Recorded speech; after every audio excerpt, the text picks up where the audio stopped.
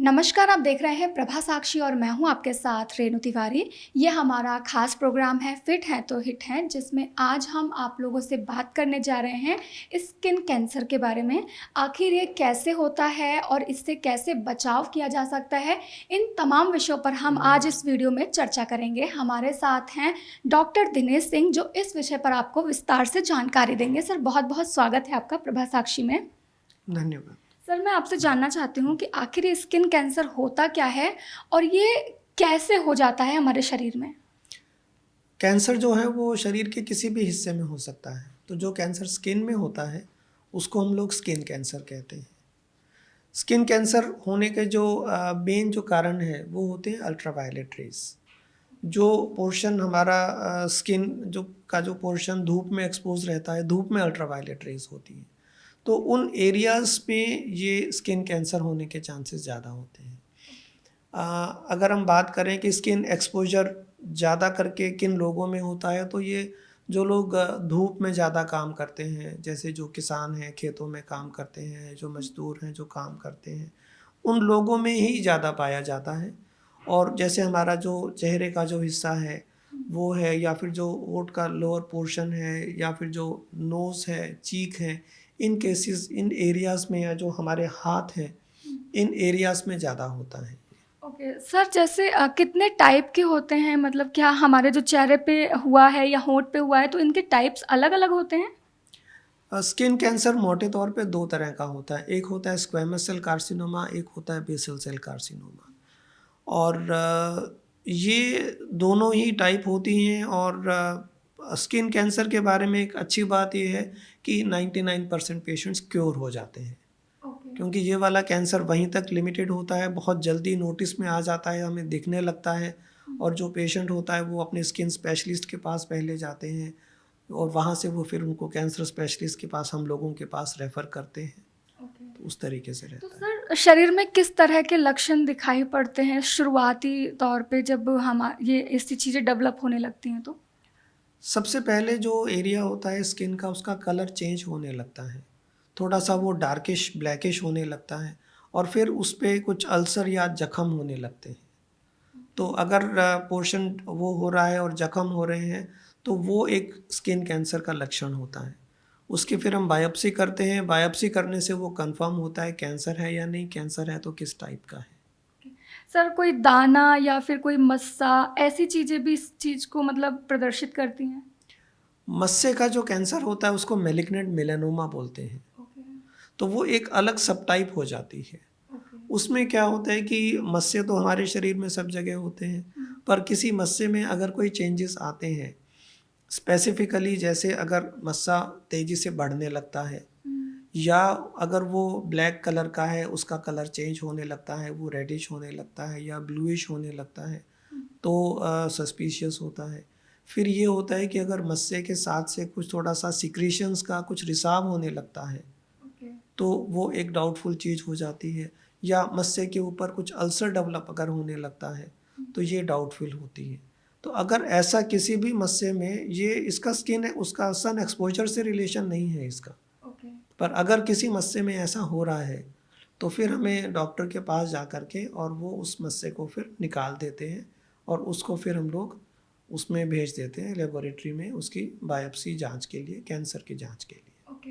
Sir, जैसे आपने कहा कि कहीं जगह स्किन काली हो जाती है, जो लक्षण दिखाई पड़ते हैं, तो जैसे कई बार हमें वैसे भी तो स्किन इन्फेक्शंस हो जाते हैं, तो ये कैंसर है, इसको कैसे पहचान सकते हैं? क्योंकि नॉर्मल स्किन हमारे आंखों के नीचे सोते नहीं है 4 दिन, तो भी हो जाता है काला, तो उस चीज़ को कैसे पहचानें? ये तो अब डॉक्टर्स, हम लोग देख करके ही पता लगता है अच्छा, ना। मतलब शरीर में और स्किन कैंसर जब होता है तो कुछ और भी लक्षण दिखाई पड़ते हैं, या फिर बुखार-वुखार ऐसी चीज़ें होना, कुछ ऐसा फिज़िकली मतलब हैवी लगना, कुछ भी प्रॉब्लम होती है ऐसी?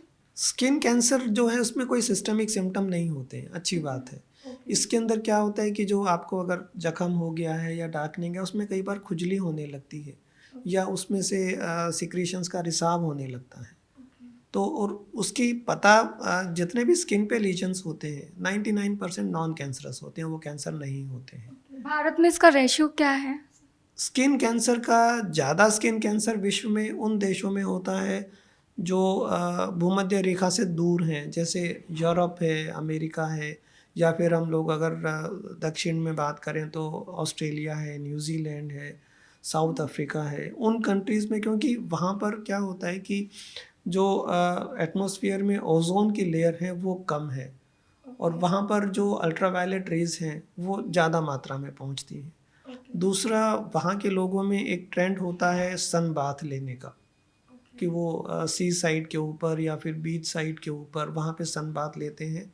तो उस वजह से, और तीसरा कारण क्या है, उनकी जो स्किन है उसमें जो पिगमेंट है उसमें मेलानिन कम होता है। हम लोगों में जो हमारी स्किन का जो एक ब्राउनिश या जो डार्किश टोन होती है वो मेलानिन की वजह से होती है, और मेलानिन एक तरीके से हमारी स्किन को प्रोटेक्शन देता है।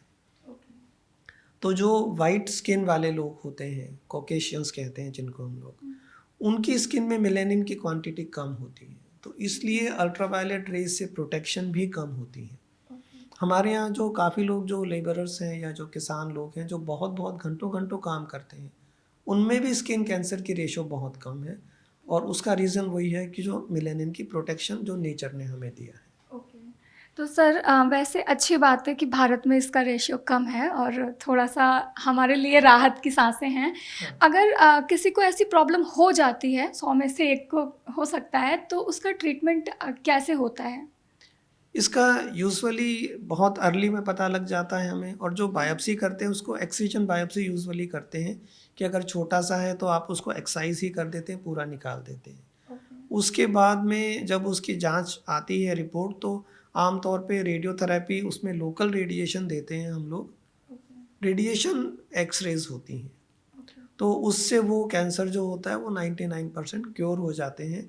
इसमें कोई सिस्टेमिक थेरेपी या कीमोथेरेपी या उन सब की आवश्यकता नहीं होती है। सर कुछ ऐसे भी कैंसर होते हैं मतलब जो स्किन से जुड़े हुए, जिसे दवाइयों से ठीक किया जा सकता है, दवाइयों से नॉर्मल? उसमें जो कैंसर की दवाइयाँ होती हैं उसको कीमोथेरेपी कहते हैं।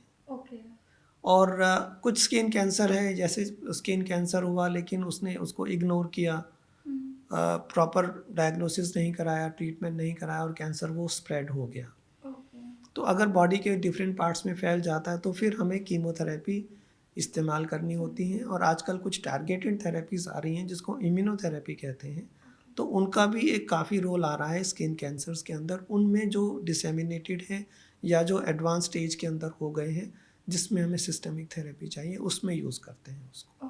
सर इन तमाम जानकारी के लिए आपका बहुत बहुत शुक्रिया। तो हम बात कर रहे थे स्किन कैंसर के बारे में। सबसे अच्छी जो बात यह है कि भारत में स्किन कैंसर का रेशियो कम है, लेकिन अगर किसी को ऐसी समस्या है तो कैसे उसका बचाव किया जा सकता है, इन तमाम मुद्दों पे हमने आप लोगों को बताया, जानकारी दी। ऐसे ही लेटेस्ट अपडेट के लिए, देश दुनिया की तमाम खबरों के लिए आप बने रहें प्रभा साक्षी के साथ। नमस्कार। अगर आप भी लेना चाहते हैं देश दुनिया की तमाम जानकारी तो आज ही सब्सक्राइब करें हमारे चैनल को। साथ ही नीचे दिए बेल आइकन को जरूर दबाएं ताकि हर अपडेट आप तक पहुंच सके।